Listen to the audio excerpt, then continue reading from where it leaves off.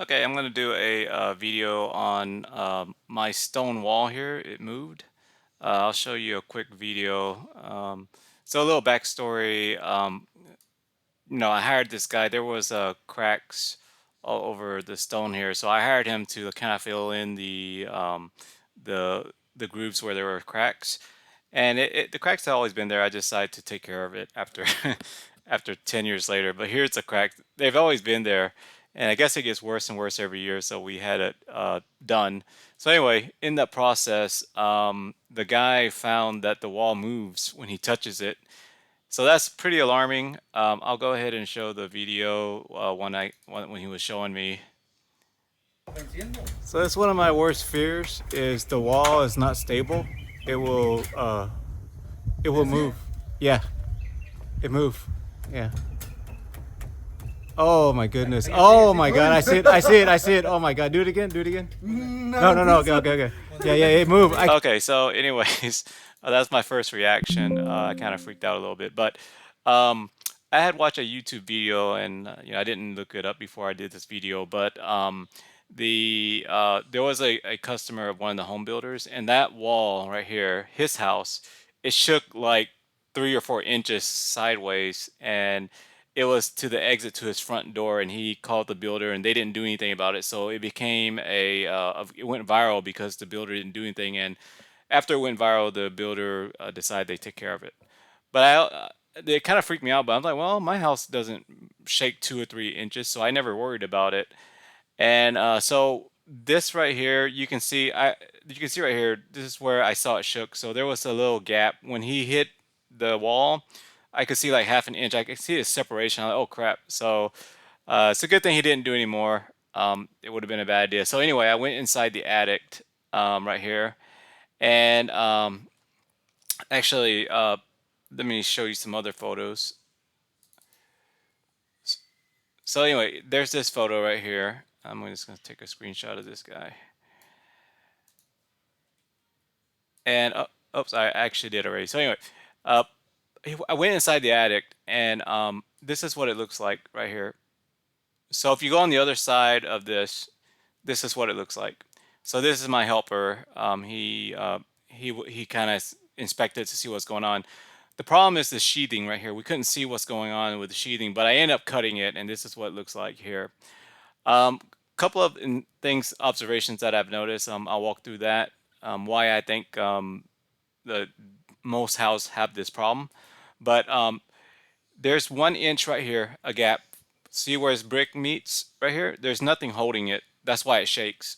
Um, and I want to say there's 1 inch, and between the trim and the brick, there's probably a quarter of inch to 1/2 of an inch.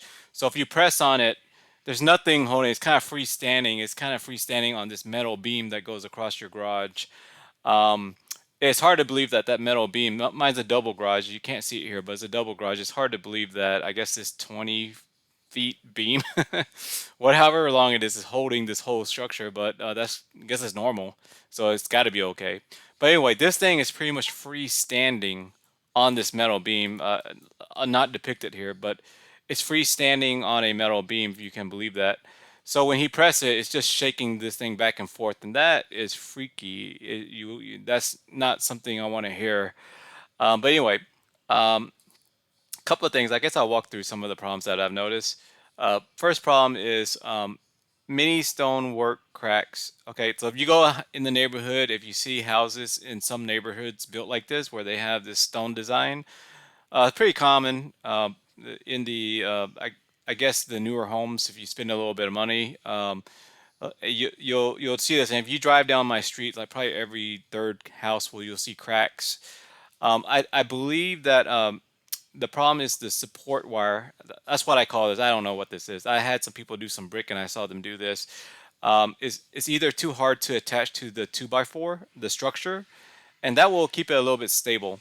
And just the size of the stone, I think it's not as easy as brick, right? Or or the person is just not doing it right, because most of these mason people, um, they the when a GM says, or whomever, when your boss says, they show you one time, they expect you to do everything right. They pick up a lot of these people at Home Depot, etc. They're not experienced, right? And a lot of times the boss will leave them on the job site and they'll go drive around to another job site. I kind of suspect this is what it is. Everybody, if you ask someone, you go to Home Depot, pick someone up, a day worker, everyone says, hey, I know how to do foundation, I know how to do mason, but really they don't, right? Or they grossly exaggerate their skill. That's kind of what I suspect is going on here. And it's very sad if that's the case. If this is an acceptable design, I can't see how any scenario where this is an acceptable design. But in case it is, it's a big problem because, like, again, you can walk in any neighborhood and you can see cracks and things like that. So anyway, I use this mason as an example, but I would think it's the same standard. You have this, um, and the trick is to hold it. Now, if you press on this, the whole wall, I don't know that this will actually prevent it from going inside. I can see it preventing from falling over, but I'm not sure if it will prevent from going inwards. But it will definitely stop going outwards because there's a finite stretch that this thing can do. So anyway, that's pretty depressing.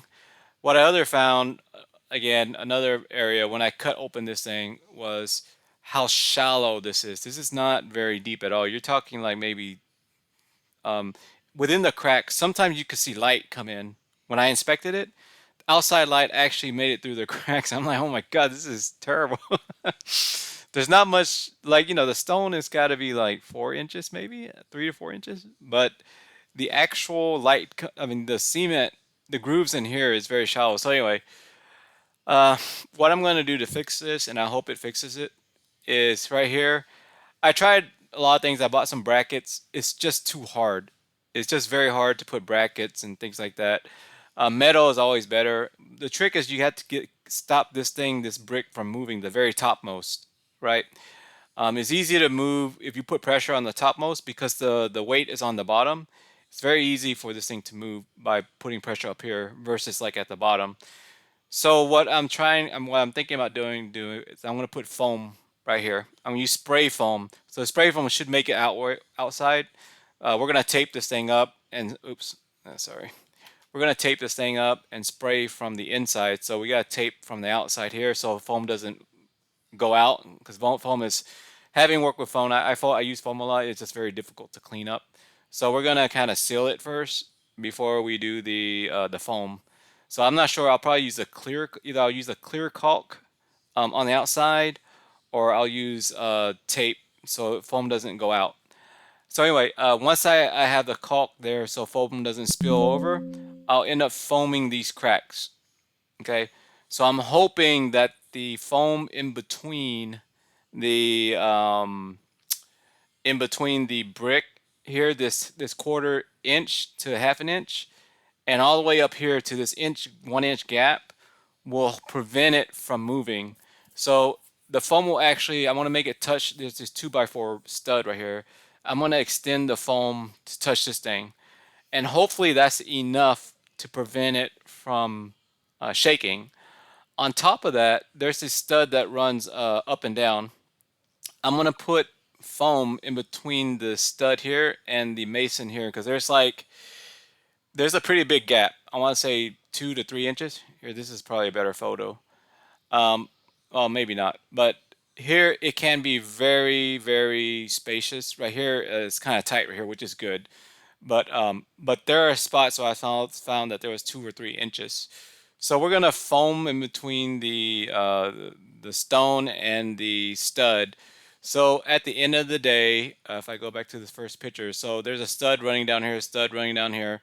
So it'll be the stone and then the foam and then the stud. So hopefully that'll be like a gap filler where there's when you press on it, there's no movement. Foam is pretty strong, but obviously it's not nothing like cement. But foam is pretty strong. It's not the strongest thing in the world, but it can. I believe it will prevent if you have going up and down on the studs. It will prevent it. So my cheap and easy solution is foam. Getting access to, at least in my case, this area is not very easy to work with. So doing something complicated is going to be a lot of work and very risky. So I'm hoping this will work. Otherwise, it's back to the drawing board. I'm hoping I don't need to smash this thing down and start over, because I'm not going to do that. I just need to keep a careful eye. So the other part to this is, in here. This is a again, in other areas, I should have taken a different picture, but in other areas this thing can run really deep. What I'm going to do is put more reinforced concrete. I'm going to have my mason guy go fill this thing in with some more cement, and hopefully it'll prevent like the stone from over time moving downwards, because right now in some areas this cement is very thin, very thin. One of these days I'm thinking this rock is just going to fall off or something. But we need to fill it, give it more structural, what do you call it, support. The stones here, more support. So we'll do that. So we cut this thing up. We left the sheathing right here. You don't want to cut the sheathing because you don't want the lumber to build moisture over time.